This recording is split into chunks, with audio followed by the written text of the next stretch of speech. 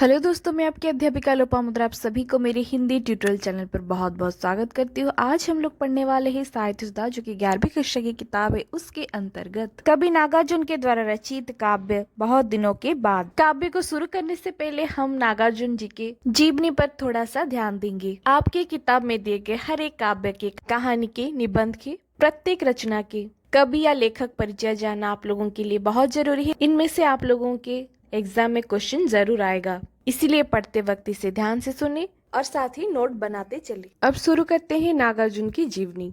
नागार्जुन आधुनिक हिंदी साहित्य में नागार्जुन प्रगतिशील रचनाकार है। उनका मूल नाम वैद्यनाथ मिश्र था। ये प्रगतिवादी विचारधारा के प्रमुख लेखक और कवि हैं। खरापन और अकृत्रिम स्वभाव उनके काव्य की विशेषता है।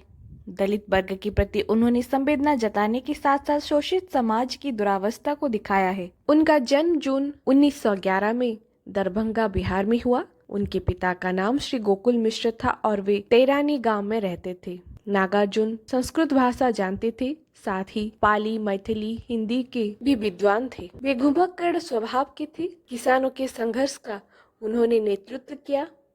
फलस्वरूप जेल में 10 महीने की सजा काटी। 1948 ईस्वी में गांधीवाद पर लिखी गई कविता जब्त कर ली गई और फिर से जेल भेज दिए गए। उनकी काव्य सृष्टि का आधार है जनपदीय संस्कृति और लोक जीवन।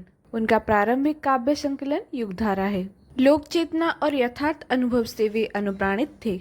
उनकी कविता में हास्य व्यंग्य मौजूद है। उनकी काव्य कृति सतरंग पंखों वाली प्रगतिशील कविता का एक बेहतरीन नमूना है। अपनी भाषा में उन्होंने संस्कृत के तत्सम शब्दों का प्रयोग किया है। सहजता उनके काव्य की विशेषता है।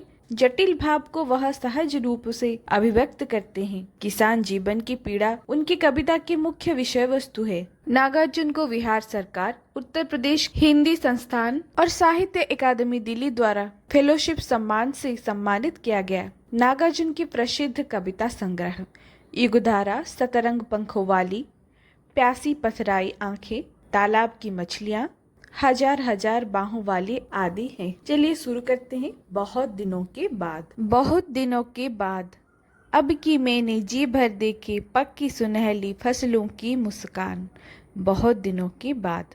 तो यहाँ पर कवि का कहना है कि कवि बहुत दिनों के बाद अपने गांव में वापस लौटे हैं। शहरों की भीड़ भाड़ और शानो शौकत और कोलाहलपूर्ण जीवन से दूर अपने गांव में वापस लौटने के बाद वे प्रकृति को जी भर के उपभोग करने का लाभ उठा पाए हैं। कभी यहाँ पर बहुत दिनों के बाद अपने गांव में वापस लौटकर अपने खेतों के पक्की सुनहली फसलों की मुस्कान को जी भर के देखने का सौभाग्य प्राप्त किया है। जब खेत में फसल पक जाता है, पीले रंग का दिखता है, जो कि सुनहला रंग का दिखता है। जब कोई फल या फसल पक जाता है, पकना माने उड़िया में बोलते हैं पाचिबा, तो तब क्या होता है, वो पीले रंग का दिखता है। खेत में फसल पक चुका है, वो ऐसा प्रतीत होता है मानो खेत में सोना उगला हुआ है, जैसे सोने से खेत भरा हुआ हो। और ये सुनहरा रंग कवि को बड़ा मनमोहक लग रहा है।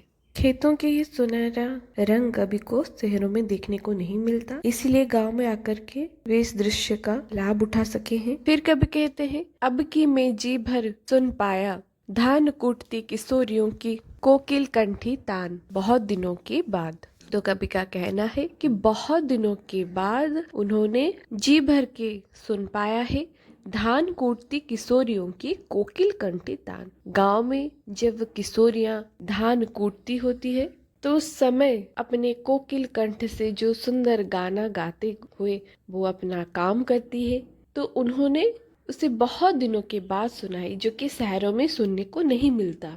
शहरों की भीड़ भाड़ के अंदर गांव के शांत वातावरण के ये जो छोटी छोटी खुशियों का गीत है, ये सुनने को नहीं आता। इसलिए कभी कहते हैं कि मैंने आज जी भर के धान कूटती हुई किशोरियों के कोकिल कंठों का तान आज मैंने सुन पाया है। धान कूटती हुई मतलब धान को एक औजार की सहायता से कूट करके चावल निकाला जाता है। वो लकड़ी से बना हुआ होता है, जिसे उड़िया में बोलते हैं ढींकी। तो उसमें कूटा जाता है, जिससे उससे चावल निकलता है। ये काम उस समय गांव की औरतें करती थी। तो उस समय वो करते वक्त गाना गाती थी। शायद कभी ने उन किशोरियों को उड़िया के गाना ढिंकी दे दुलू के लो सम्मा कुटे धन गाते हुए सुन लिया होगा। ये गाना भी बहुत पुराना है और आजकल गांव में ऐसा माहौल नहीं रहा। पहले गांव की औरतें गाना गाते हुए खुद का मनोरंजन करते हुए वो ये सब काम आसानी से कर लेती थी। किशोरियों का इकट्ठा होना, एक साथ मिलकर गाना गाना, कोई काम करना, ये सब शहरों में ये दृश्य देखने को नहीं मिलती। कभी ये सब सुन पाए हैं जिसलिए वो बहुत दिनों के बाद बड़े उल्लासित हुए हैं। तो कभी ने गांव आकर एक साथ सुंदर दृश्य का, खेतों के सुनहरे दृश्य के साथ साथ अपने श्रवण का मतलब सुनने का भी लाभ उठा पाए हैं। फिर क्या कहते हैं? फिर कहते हैं अब की मैंने जी भर सूंघे मौल सरी के ढेर ढेर से ताजे टटके फूल। बहुत दिनों के बाद फिर कहते हैं कि अब की मैंने जी भर सूंघे, मतलब एक साथ गांव आकर के वो दृश्य के साथ, श्रवण के साथ सूंघ भी पाए हैं। मौलसरी एक प्रकार के फूल है जो कि बड़े सुगंधित फूल है, जिसके ढेर सारे ताजे टटके फूल के सुगंध को वो महसूस कर पाए हैं। गांव की ताजी हवा में फूल की सुगंध को बड़े आनंद से सूंघा है, जो कि शहरों में नहीं मिलती। शहरों में भीड़ भाड़, गाड़ी की धुआं, जगह जगह पर कचरे, नाली, ये सब की बदबू मिलती है। लेकिन गांव की जो ताजा परिवेश, सुगंधित फूलों के सुवास, ये सब शहरों में नहीं मिलता, जो आकर के गांव में कभी ने बहुत दिनों के बाद पाया है। कभी कहते हैं अब की मैं जी भर छू पाया अपनी गबई पगडंडी की चंदन बरनी धूल। बहुत दिनों के बाद वो गांव आकर के अपने गांव के पगडंडी की जो चंदन वर्णी धूल है उसको उन्होंने जी भर के छू पाया है। कभी अपने गांव की जो पगडंडी है, पगडंडी मतलब ये सड़कों के जैसे कंक्रीट के रास्ते नहीं होते, ये गांव में लोगों के द्वारा चलते हुए बन जाते हैं। घास के ऊपर जब एक आदमी या बैल बार बार चलता है तो एक रास्ता बन जाता है। तो गांव में इसी तरह के रास्ते होते हैं जिन्हें पगडंडी कहा जाता है, जो कि पैरों के द्वारा चलते चलते खुद ही बन जाते हैं।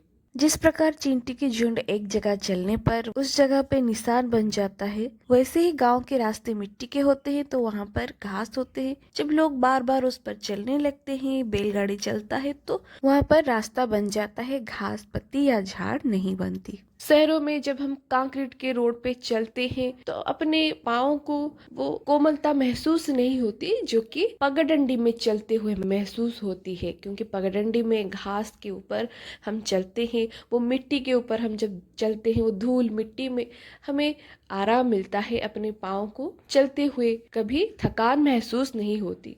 तो कभी ये जो सुंदर अनुभव है, ये जो चंदन बरनी धूल है, मतलब चंदन के बर्ण बने रंग, तो चंदन के रंगों वाली जो धूल है उन पर चल के कभी को बड़ा अच्छा लगा है। बहुत दिनों के बाद अपने गांव में वो चंदन बरनी धूल पर चलते हुए कभी को बहुत दिनों के बाद बड़ा आराम मिला है।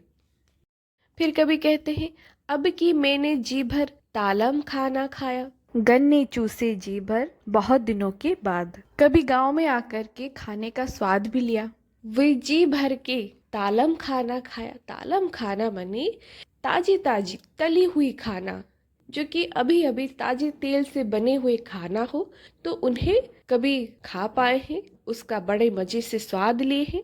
और साथ ही बहुत सारे गन्ने भी चूसे हैं। गन्ना माने जिसे उड़िया में बोलते हैं आखू, तो गन्ने चूसे हैं बहुत दिनों के बाद, जो कि शहरों में इतनी ताजी खाना नहीं मिलती। अक्सर शहरों में धूल मिट्टी से सनी बहुत दिनों की मक्खी बैठती हुई खाना मिलती है, जो कि रास्ते के किनारे मिलती है। लेकिन गांव में ये सब नहीं होता। गांव में तो ताजी खाना खाया जाता है, ताजा ताजा तली हुई खाना, जो कि कभी ने बड़े मजे से स्वाद ली है और साथ ही गन्ने भी चूसे हैं।